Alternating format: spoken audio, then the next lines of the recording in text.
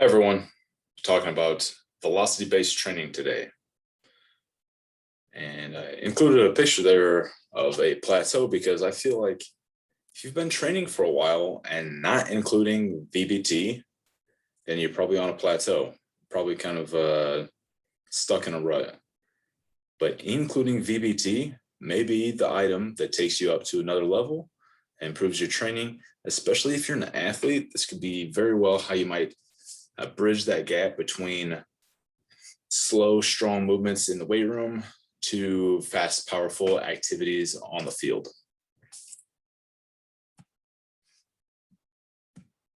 And honestly, before we go any further, I really got to give props to Dr. Brian Mann. He was a coach, was a power lifter, was an 800-pound bench presser, and an over 1,000-pound squatter.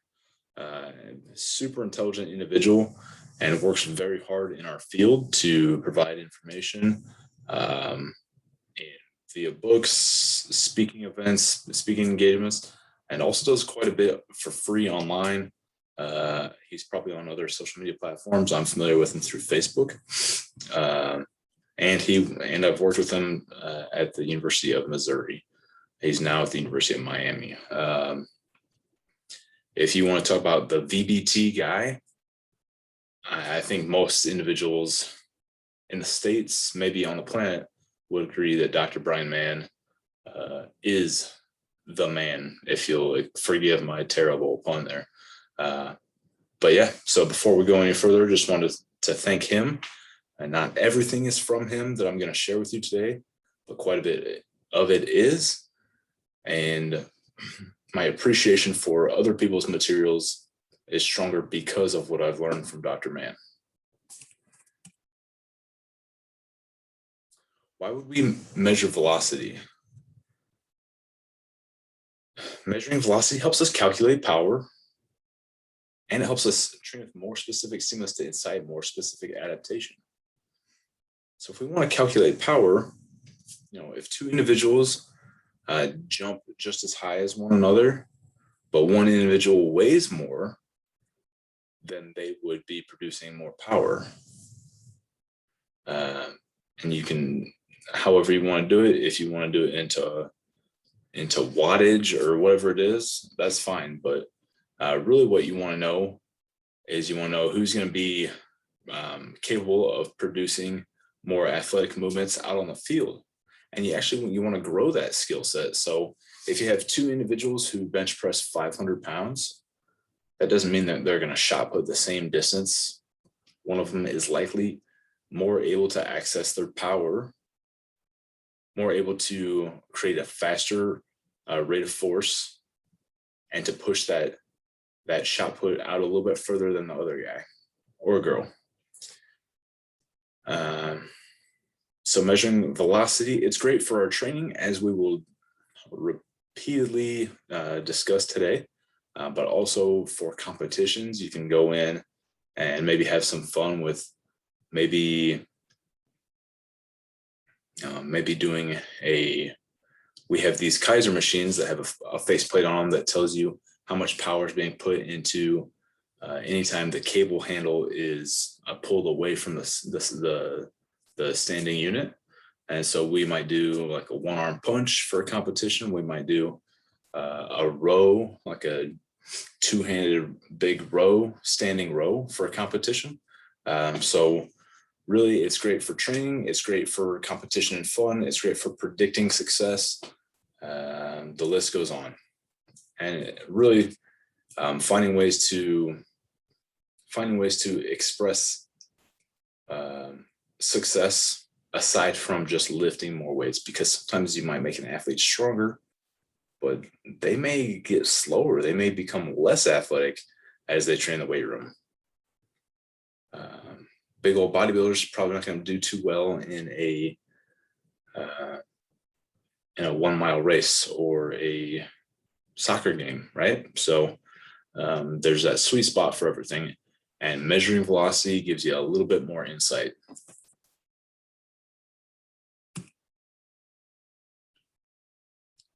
How to measure velocity?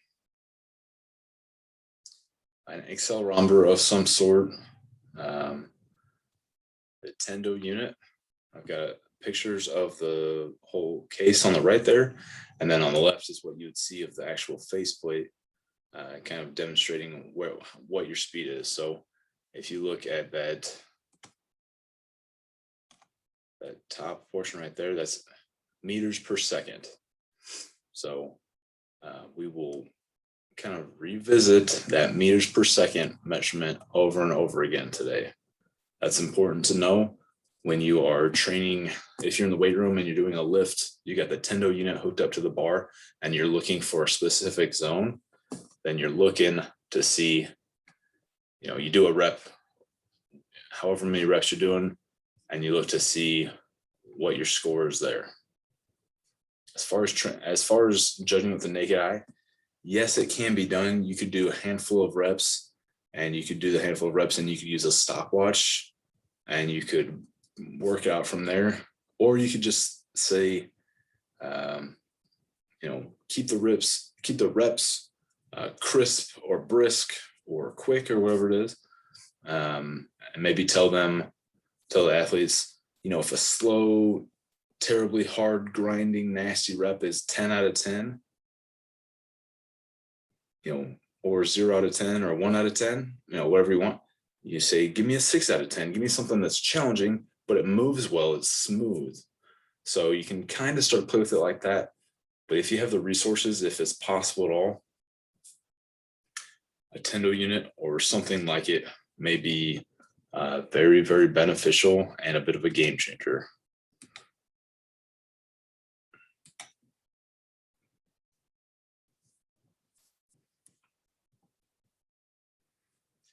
How to get muscles to produce more force.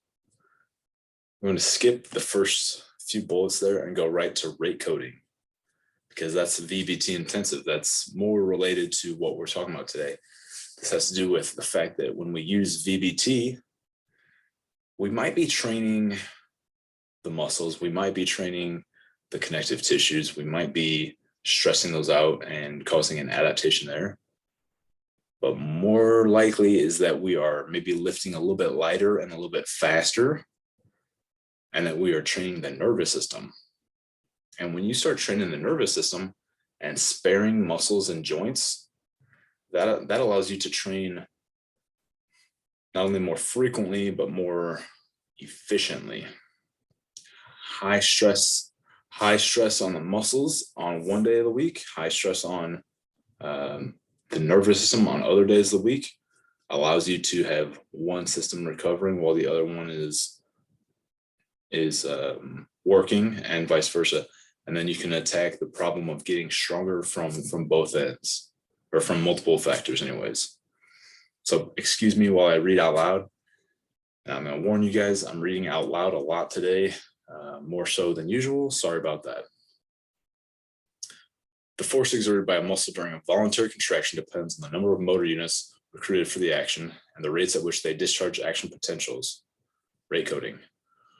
Over most of the operating range of a muscle, the nervous system controls force by varying both motor unit recruitment and rate coding. Except at relatively low forces, however, the control of muscle force depends primarily on rate coding, especially during fast contractions. So if we're going to be contracting quickly, if we're having fast contractions, rate coding is going to be our limiting factor. We want to train the nervous system to fire efficiently, quickly, to use as many motor units as possible, as quickly as possible.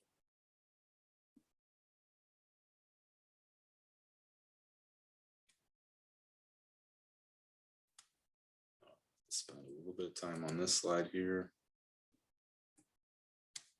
Okay, increased number of motor units. Again, from our spinal column, goes out to our motor units, motor neurons, and it then recruits muscle fibers to do work. Threshold stimulus is as little as possible, submaximal, and then maximal stimulus is all motor units. So if you have ever maybe gone to pick up a suitcase and you think that it's empty, like an empty suitcase, and then you almost can't pick it up, or you like tweak your back trying to pick it up, or you go to grab it and then it doesn't want to come up at first, and then it takes an extra second to come up. That's a great example of your accessing motor units. So if you think that the suitcase is empty, your body will naturally recruit less motor units, less motor neurons, less muscle fibers. If you're anticipating a very heavy suitcase, you will approach it and your nervous system will recruit more motor units, more motor neurons, more muscle fibers, and allow you to pick that suitcase up. Now, if it's the reverse of it, you might go pick that suitcase up and expect it to be very heavy, and at most you might like kind of rip it off the ground a little bit and almost fall over, or just be very surprised, something like that. So I think we've all been there with maybe just a box on the ground, or somebody throwing us a medicine ball that we think is like 5 pounds and it ends up being like 35 pounds, something like that.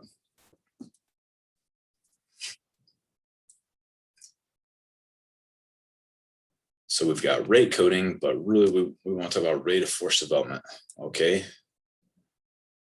The faster we can get to this point, the faster we can get more force displayed or expressed, the more powerful we are, the further we can throw that shot put, the harder we can hit, the faster we run, all those good things.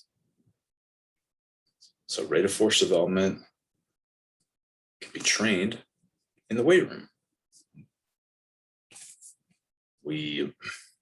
Using the measuring devices, we can train specific zones that will help challenge our nervous system to improve rate coding and improve rate of force development.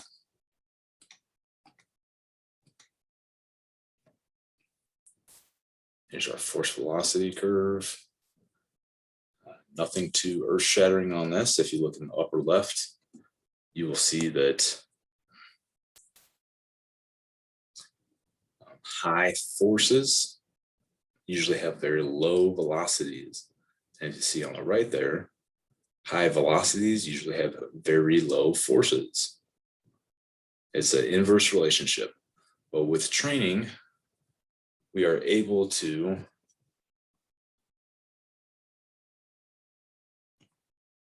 not completely change that relationship, but here and there at little places that we train at, we can nudge it into the other direction, where maybe something such as very high velocity has very low force, but with training, maybe we can get it to have a little bit more force. With training, we have that ability not to change the fact that force and velocity have an inverse relationship, but within our own bodies and our athletes' bodies, we can just get them to have a little bit more force at a higher velocity, or a little bit higher velocity at a higher force. So that's kind of what we're going for today.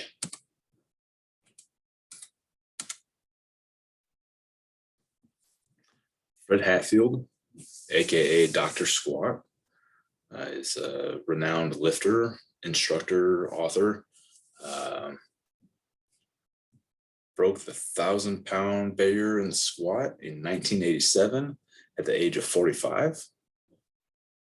And one of the things that he sort of gifted to our field, and that he relied on as a lifter, instructor, coach, was that 78% of your 1RM is going to be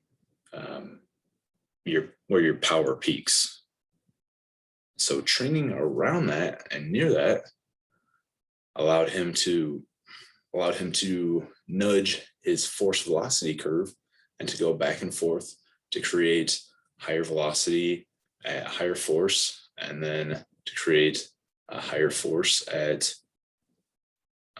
higher velocity, and just going back and forth and to raise his numbers until he was eventually squatting some pretty ridiculous and awesome numbers.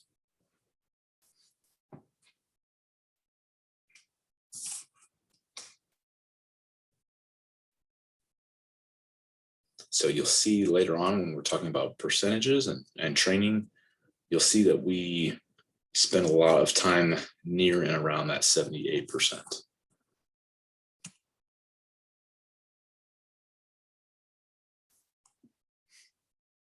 Okay, let's talk about compensatory acceleration training, or CAT for short. All right, pardon my reading out loud here, but I got to get my practice in, CAT is a training methodology in which an athlete deliberately tries to accelerate the bar throughout the concentric phase of the movement. The shortening of a muscle as it acts against resistive force, i.e. the upwards phase of a back squat. Instead of applying less force to lift because the load is lighter, CAT methodology requires an athlete to execute maximum force on a lift regardless of the weight. So with CAT, what we're doing is we're training our nervous system. Even though a bar may weigh 100 pounds, again, think about that rate coding and recruiting motor neurons, motor units, recruiting muscle fibers. If we approach that bar with a low intent of maybe you can squat 200 pounds and you're squatting 100 pounds. Well, if you approach that with an intent of 101 pounds and you're just going to stand up slowly, that's not really changing your force velocity curve. That's not really altering your nervous system. But if you get under that 100-pound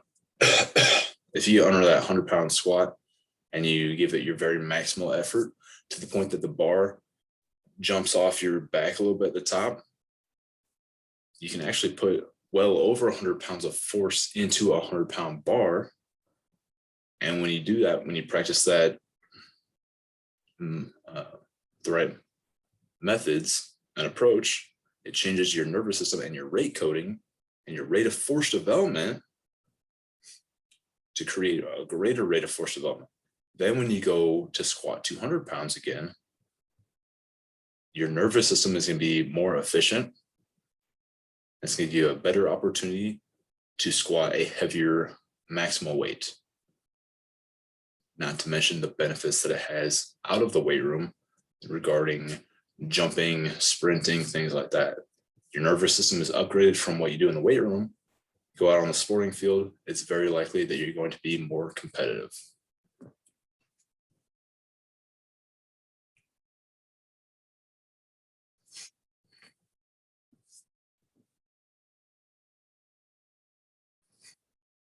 Okay, again, the benefits of CAT.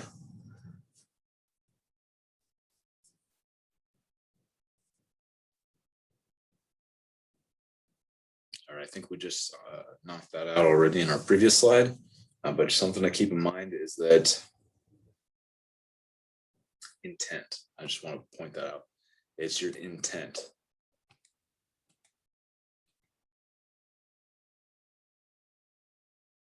So not just lifting weight, but lifting it with the intent as quickly as you can, briskly, aggressively, ferociously, whatever you want to call it.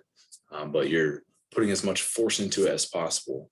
So even though it only weighs 100 pounds, you can put multiple hundreds of pounds of force into that bar, and this changes your nervous system.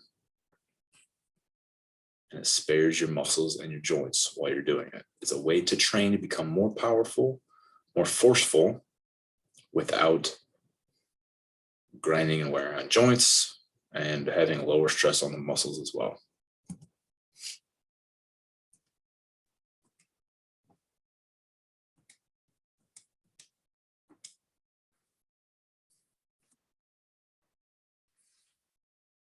Okay, so we saw our chart earlier about rate coding and rate of force development, and it sort of looked like minimal recruitment, submaximal recruitment, and then maximal recruitment. Well, here, this is how long does it take to get to that that maximal force development in different sports. Sprinting, whether it be sprinting, jumping, shot put, powerlifting. And with the big range there, something to keep in mind is that when we're talking about powerlifting later on,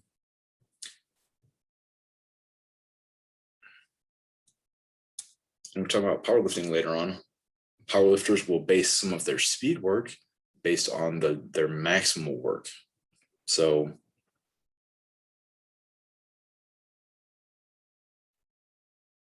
if it takes you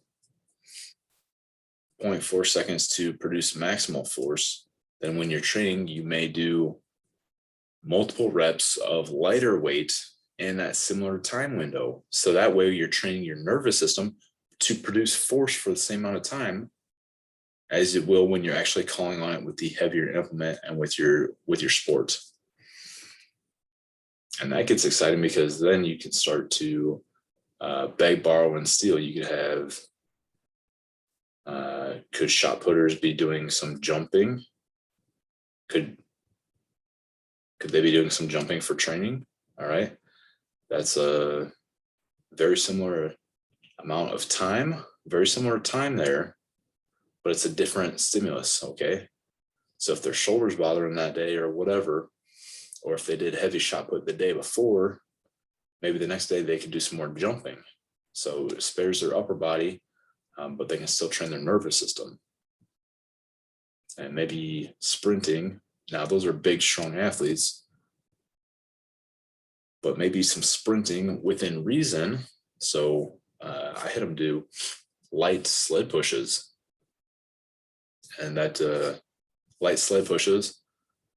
And so then we're getting sprinting in, but I'm sparing their muscles. We're getting a lot of benefits of the nervous system firing in triple extension, but we're not just smashing their joints and their muscles again. So just a thought. We'll revisit that again later.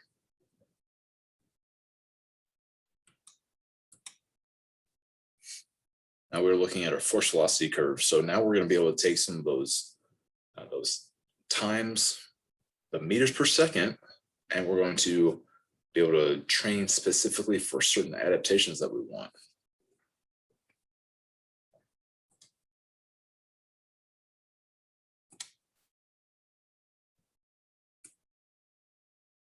And so these different windows have been given different names depending on their attributes, what they've been found to help with.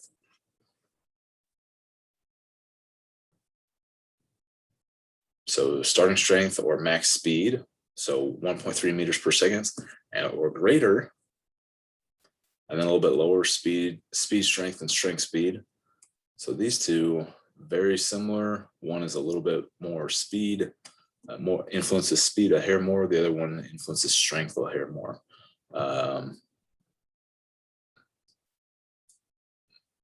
Not much difference there.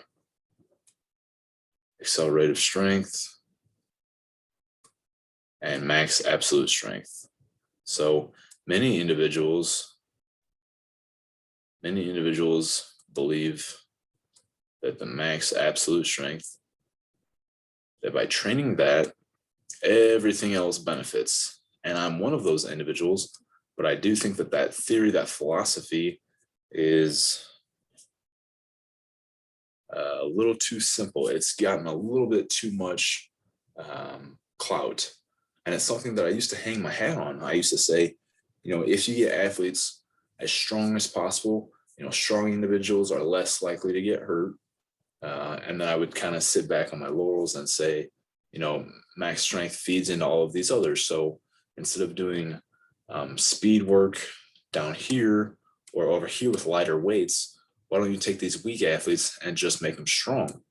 I don't think that's the worst philosophy in the world, but I do like that by training in different windows, you're able to stress the body in different ways, especially the fact that you're going to be able to bridge that gap between big, slow, heavy lifts into faster, more athletic, more sport-like lifts.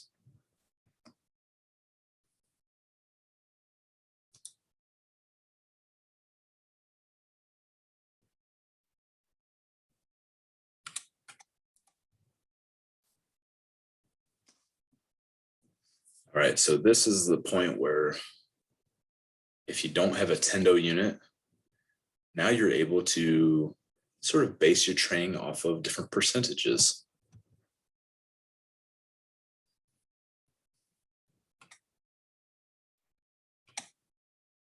All right, so starting strength, that 1.3 meters per second and above, that's pretty lightweight. That's going to be more in the 10 to 20% of your 1 rep max. So think about really light med ball throws, maybe some band exercises.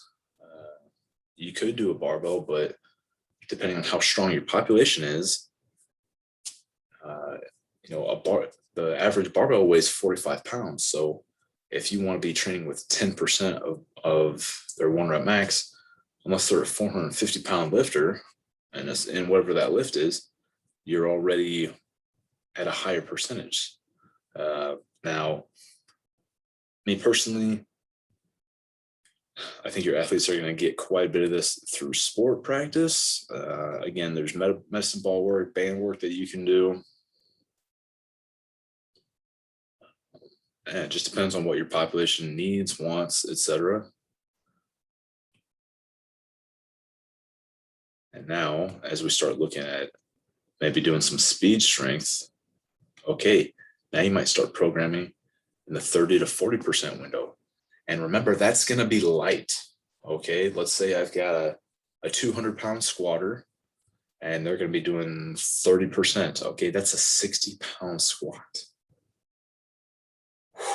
They could probably do that until they get bored of it. They're probably doing that 30 times if they 30 to 50 times if they really wanted to. They might recover and just be able to do it until boredom sets in.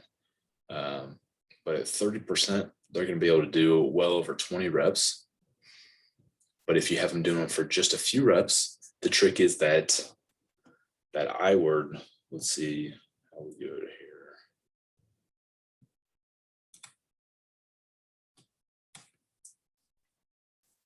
Intent. Don't forget about that intent, because if you're putting light weights on the bar, but you're not using intent, you're wasting your time.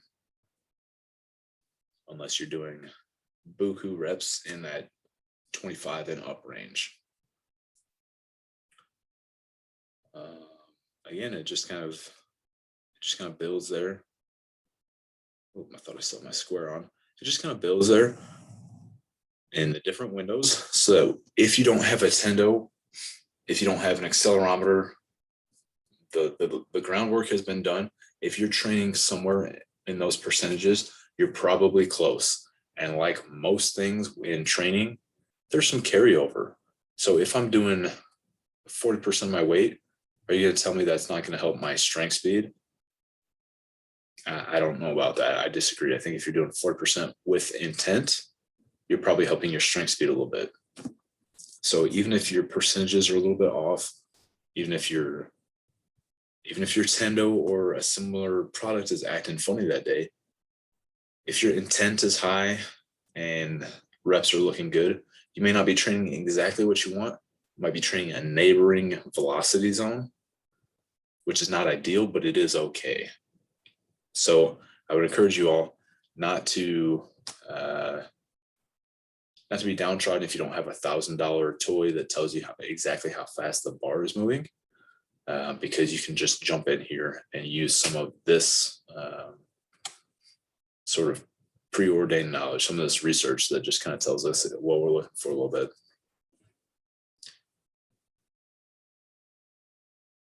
Again, be thinking about this. If you don't have access to a beautiful piece of equipment that tells you your meters per second, this is also going to work. And think back to that plateau, picture that I started off with. If you're not doing any speed work, if you're always pursuing absolute strength or hypertrophy work or muscle endurance, if you're never using that intent, just start. It's a missing component.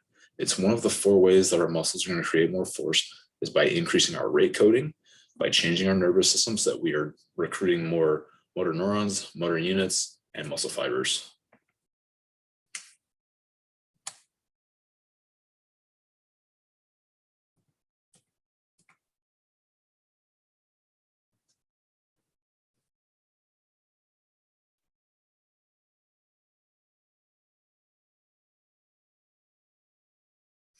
Okay, so basically just have those velocity zones typed up in a different way.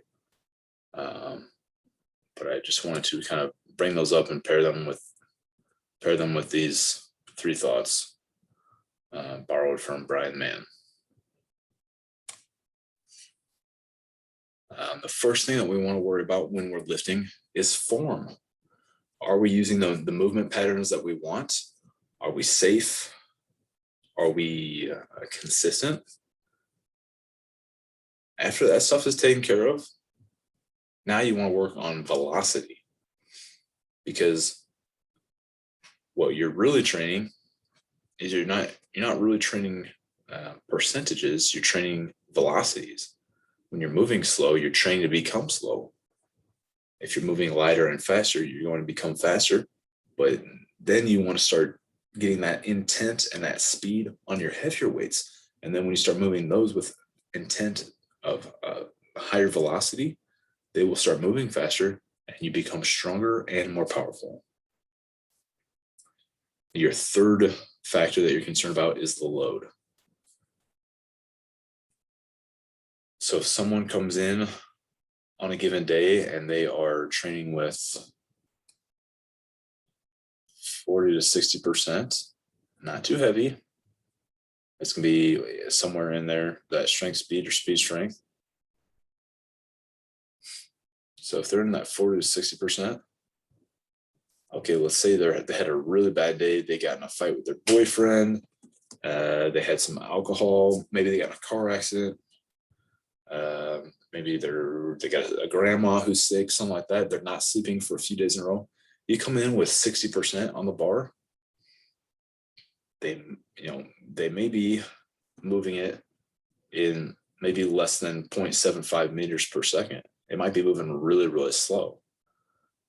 So are you getting out of them that day what you actually want out of them? If you want them training strength speed or speed strength, and you're using 60% load on the bar and they're moving too slow, well, according to this little paradigm right here, you would probably reduce the load so that your velocity was salvaged. Sometimes you just don't have it. Sometimes you're just overtrained, you're under recovered, you haven't slept, this, that, and the other. So then what you have to start thinking about is you have those times where athletes are under stress, life is getting the better of them. They have a few unfortunate things, maybe some fights with their girlfriend or boyfriend. They've got a sick grandparent, whatever it is, their dog runs away, whatever it is. Sometimes their central nervous system is just out of whack. But you also have athletes, lifters, whatever, who don't take care of themselves. They stay up too late playing video games. They drink more than they should if they're even of legal age, this, that, and the other. So if they're not taking care of themselves, their central nervous system is never going to be on point. So what are you teaching them? Are you training them to say it's okay, as long as you show up, we're going to do something, but we'll ease it up for you? So there is the philosophy that you're making life easier for them and you're reinforcing poor self-care. And on game day, the other team is not going to back off because Johnny or Sally was out partying and playing video games or whatever. So there's a little bit there's the science versus the art. As usual, it's our job to find the sweet spot in between. But just something to think about is that you might be able to train the nervous system optimally, but is that optimal for that athlete? Is that really teaching them what it takes to have the right preparation for performance? Because what we might be doing is just reinforcing, boozing and batting cages or something like that. So, or some kind of Xbox game.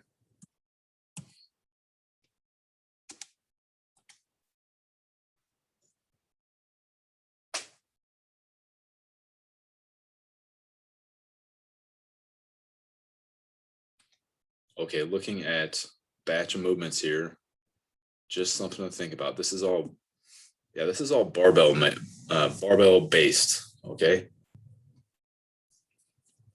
so if you want to go high force, low velocity,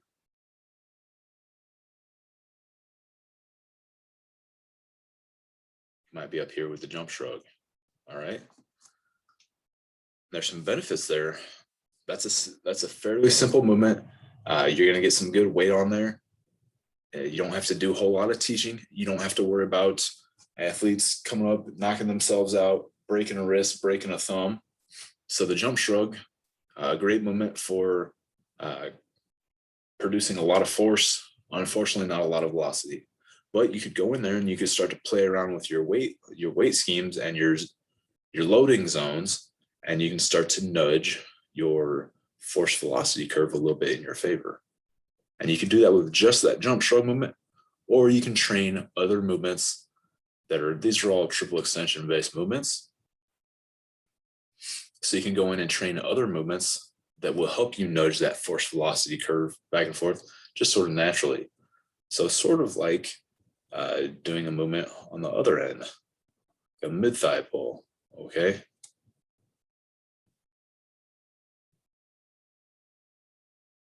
What was I saying? I think I've been saying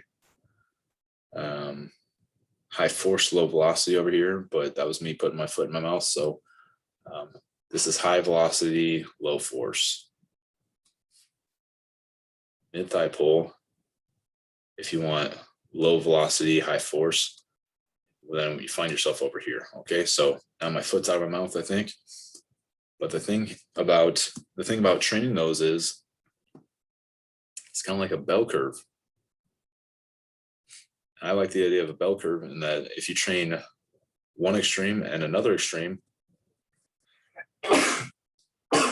pardon me, if you train one extreme and another extreme, it sort of covers a lot of your bases in between. Now that flies in the face of this zone loading that we're talking about today. But the fact is, if you take a group of athletes and they always only train over here and give them some exposure over here, there's going to be a little bit of carryover somewhere in between. It's going to bridge the gap. If you want to do a better job of bridging that gap, spend more time training in different zones. That might mean different velocities. That might mean different movements, grabbing different movements here and there. So that's another way that you can use the velocity windows if you don't have an accelerometer, a tendo, whatever it is, a toy, and if you just want to go off of different movements to help build and reinforce your force velocity curve. Just putting these two charts side by side. Does everything pair up perfectly that those movements are going to be in that right window and so on and so forth? No, probably not, because again, you can go, even with these movements over here, you can go heavier and lighter. But what they did is they took all of these movements and they measured the speed at which lifters could produce force. And that's kind of where they laid them out there. And so it does sort of match up a little bit here with the relationship of force and velocity. So something to think about. An easy way to use barbells to train different zones of strength.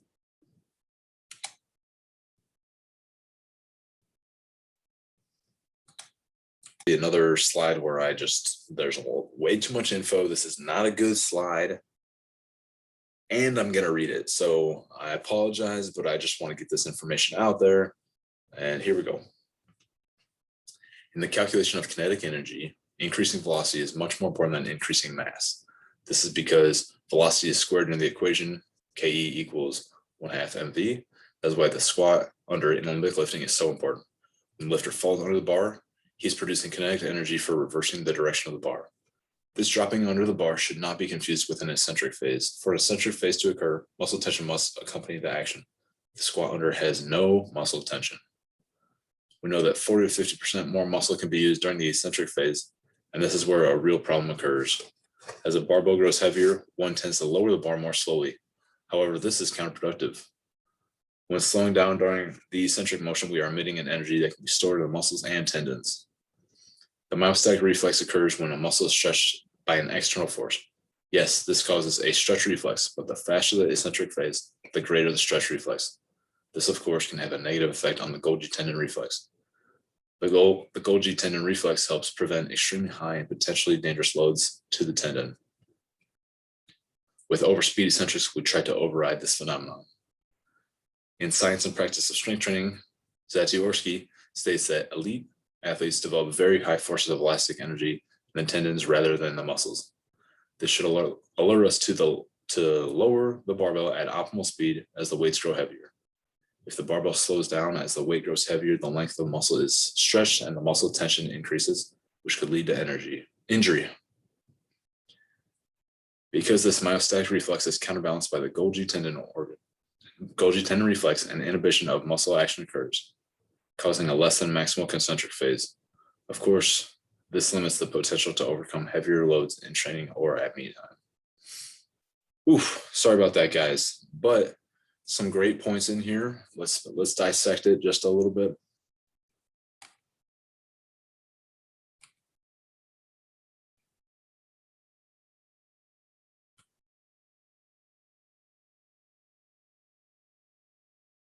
All right, something like this. In Olympic lifting, the lifters will sneak under the bar.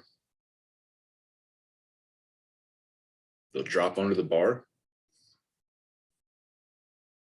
That's different from how we should be lifting on a regular basis. We want to control that bar as much as possible when we're training. That's a sport that they're competing in. That's something that they spend a lot of time working on.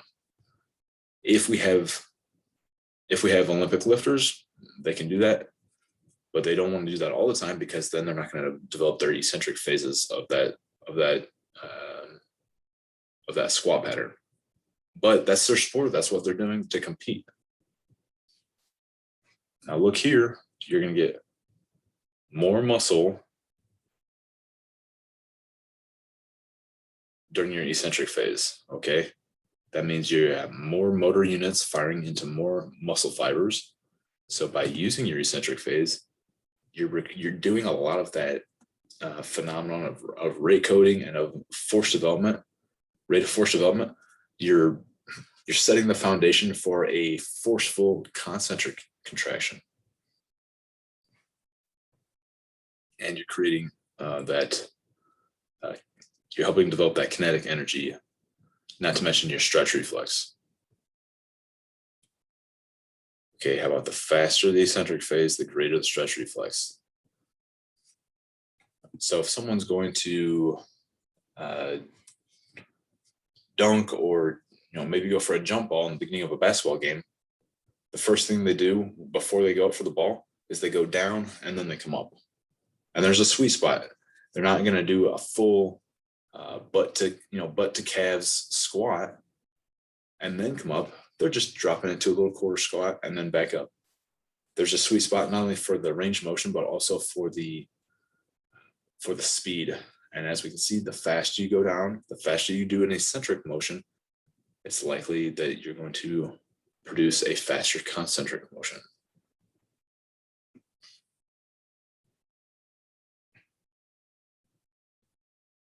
So when training,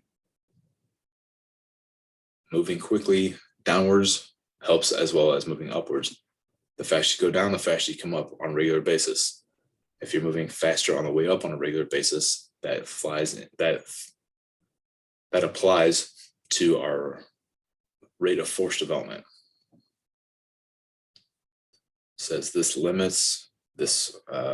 practice limits the potential to overcome heavier loads in training or at meet time. So heavier you get, the stronger you get, and the heavier the bar gets, it's going to have a rate of diminished return. So once there's several hundred pounds on the bar, you're not going to want to be pulling that down aggressively if you're bench pressing, you don't want to pull that down aggressively to your chest and bounce off your chest. An injury like that could be an injury with that much weight moving that quickly, could be devastating. And also just our bodies don't handle it. There's this point where our bodies are just not handling that much force. So if you ever watch a very heavy lifter, I guess I was just talking about the bench press. We'll stick with the bench press. Sometimes with the very, very heavy bench press, the desire, the drive to get the rep over with as fast as possible is there. But with enough weight on the bar, if you're going to lose control, and you just got to bring it down slow, and it goes back up slow. Again, 0.5 meters per second and below. It's a pretty slow activity, that maximal strength.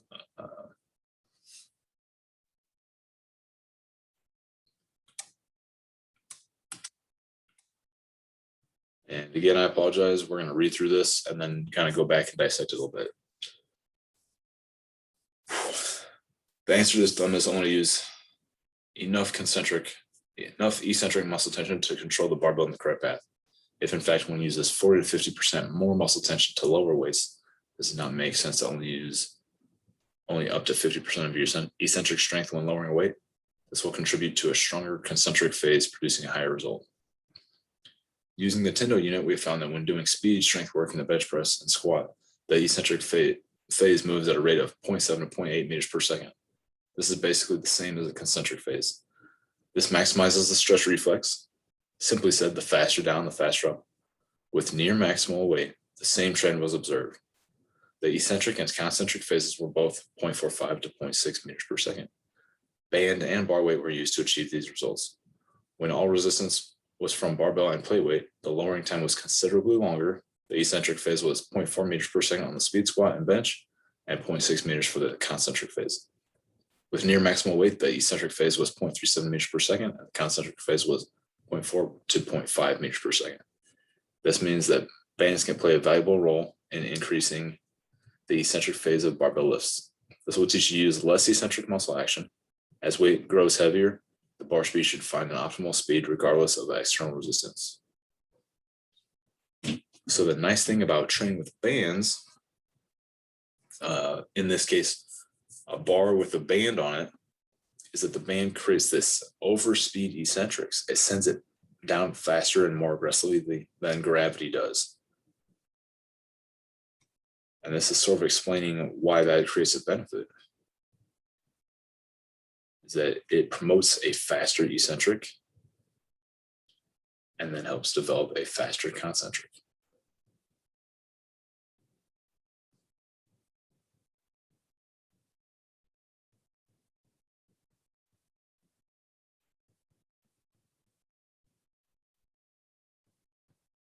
Something important here, again, just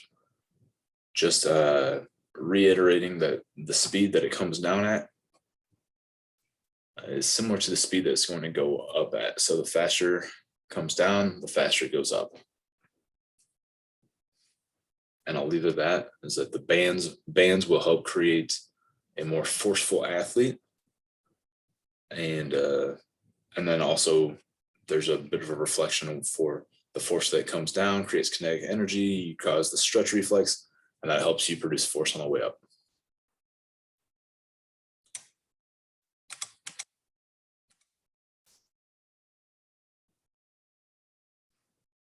Okay, chart from Cal Dietz's triphasic training. This is an overview of what a week of training might look like over 3 days of training. There's an inverse relationship with intensity and volume. Gives you an idea of how they are sparing the nervous system by training in different windows.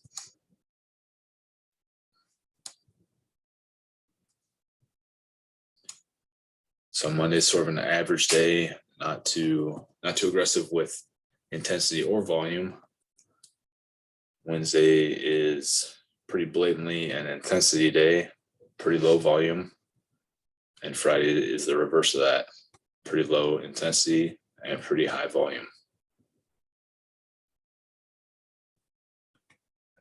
And if you look at where each window is, they're training in different windows on a regular basis. So training in different percentages trains your nervous system in different ways, right? That's what we've been talking about today. So now they're getting a stimulus from maybe this is accelerative strength. This is, let me cheat here and run back and look at some of the other.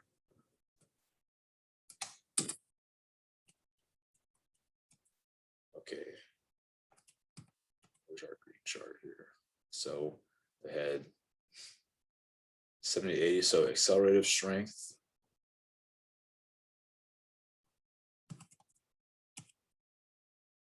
Accelerative strength and speed strength.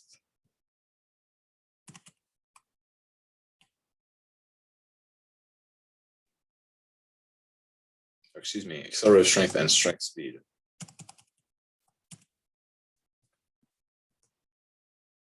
And then kind of bridging the gap a little bit on two different, so there's a little bit more emphasis on strength speed. But again, look at the difference in volume. If you see that the way that that volume is played out, even though that percentage is based in the strength speed window, look at the volume that's in there. Are all of the reps going to be as quick and as powerful on Friday as they were on Monday?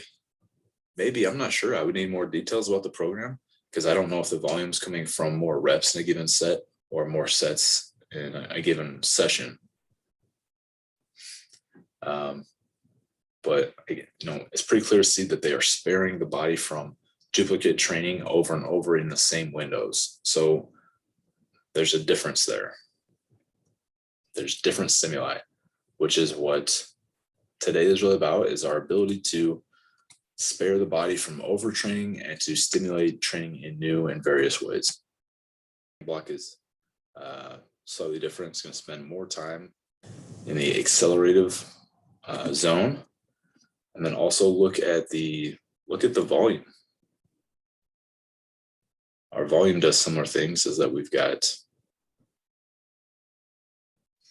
moderate volume on Monday, low volume on Wednesday, and high volume on Friday. Friday's high volume as well as high intensity. But again, we're in different percentages. We're doing different rep schemes. The stress is spread out into different areas.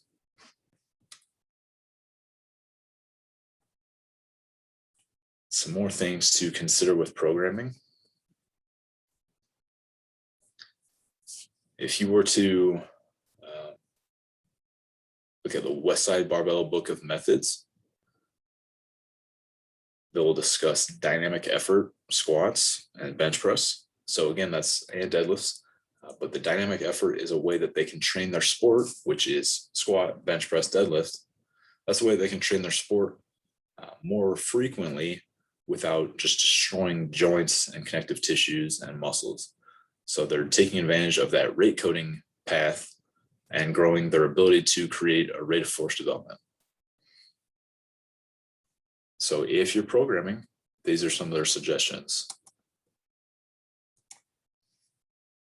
What they do is they use 25% variable resistance. Might be a combination of chains and bands, chains or bands. But again, remember, because bands create overspeed eccentrics, they're superior. They drive a greater kinetic energy buildup and cause a greater stretch reflex. So if you can train with bands, do so. And what they're doing is they're sort of playing a little bit off of that Fred Hatfield. Remember, he said 78% is the peak of where force is produced. So not at 1 rep max, because that's going to be slow and just barely kind of squeaking it out. But 78% is where the lift is heavy and has some speed to it. So keep that in mind. And one recommended batch of squatting would be done with 50% on the bar in week 1 with 25% variable resistance. All right, so that's 75% at the top, and maybe not 50% at the bottom, but close to 50% at the bottom. So we'll say 75 at the top, 50% at the bottom, and we go up 5%. So that's 80% at the top and maybe 55 at the bottom. Depends how tight and tense the bands or the chains will be at the bottom of the movement. And lastly, 85,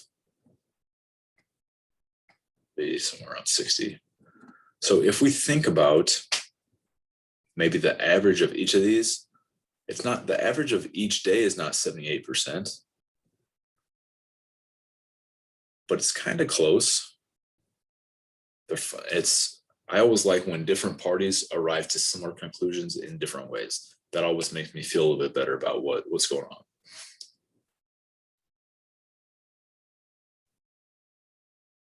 And truth be told, if there's tension on the bar at the bottom of that position, you could almost program it to be nearly at 78%.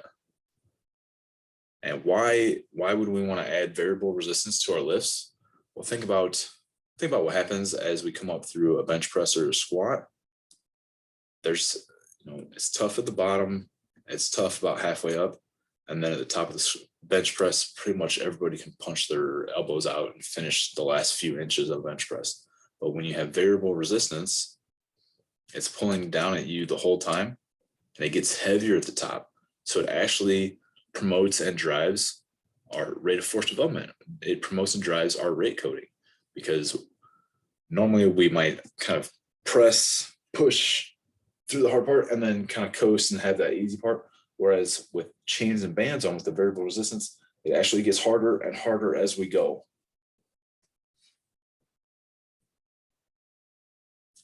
And they're going to do, this is from Westside Barbell again. And their bench press day is going to be a very similar approach as all of this. They're going to do 3 reps instead of 2 reps. All right, 3 reps instead of 2 reps with lower volume. Now, why are they doing 3 reps instead of 2 reps?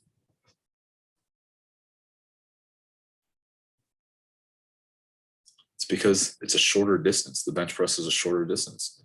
So it takes less time to perform a dynamic effort or speed bench press.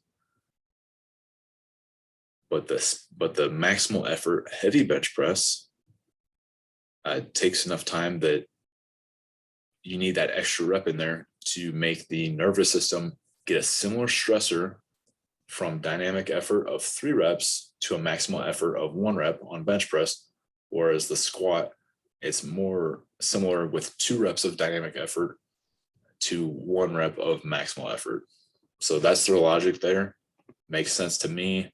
I like the idea that I'm pairing up my nervous system with what I'm performing for my sport. And again, that's for powerlifters, not necessarily softball players. Although I do want my softball players strong as well.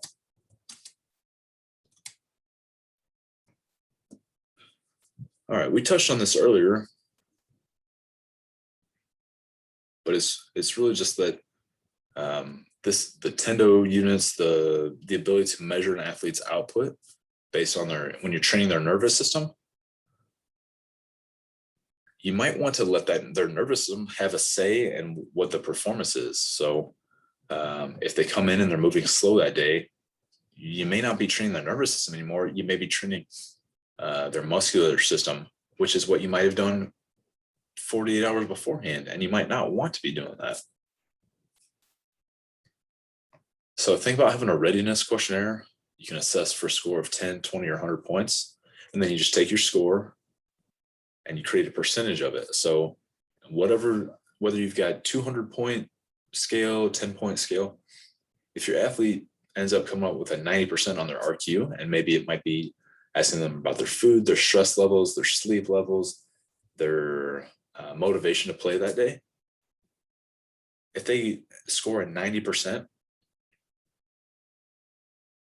the logic would say they're at about 90% today. Let's take our squats of 80%. We're doing some squats at 80% today. Let's take those down to 72%, because that's a 10% reduction of their training intensity. So you could do that ahead of time if you don't have some of those toys, or if you're saying, okay, I want you pressing at 0.7 meters per second and above today. And if their weights that they're supposed to be using, if they're just moving really slow, you can take that weight away. And that way you keep with training their nervous system. And we kind of talked a little bit about some of the psychological or philosophical caveats that come with that, is you're reinforcing not taking care of yourself, not showing up and ready to play. But it also logically feeds into the fact that you want to train the nervous system that day. So it's just something, again, it's art versus science, or art combined with science. And it's kind of up for you guys to figure out a little bit. And then another thing would be, you might have athletes that are going to lie on your readiness questionnaire, and they're always going to be 100 because they're gym rats or they're motivated athletes, and they don't want to train their nervous system. They want to lift heavy weights. Well, then